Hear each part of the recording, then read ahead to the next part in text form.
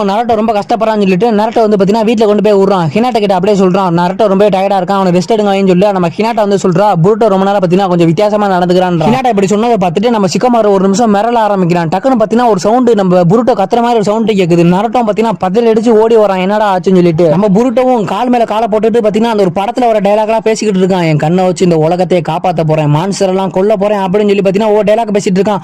நரட்டோலாம் ஒரு நிமிஷம் என்னடா அவன் பைத்தியம் கீத்தி ஆட்டானான்னு சொல்லிட்டு பாத்தீங்கன்னா ஒரு மாதிரி பாக்குறான். டக்குனு ஹீமாவரி நரட்டோ கிட்ட ஓடி வந்துட்டு, அப்பா அண்ணனுக்கு என்னாச்சுன்னு தெரியல, ரொம்பவே பைத்தியம் மாதிரி பேசிட்டு இருக்கான் அப்படின்றான். நம்ம புருட்டோ வேக வேகமா நரட்டோ கிட்ட ஓடி வரான். ஓடி வந்துட்டு எனக்கு வந்து பாத்தீங்கன்னா சூப்பரான ஒரு பவர் கிடைச்சிருப்பா அப்படின்னு சொல்றான். நம்ம நரட்டோவும் ஏதாச்சும் ஸ்க்ரால கரையில திருடிட்டியாடா அப்படின்னு கேட்கறான்.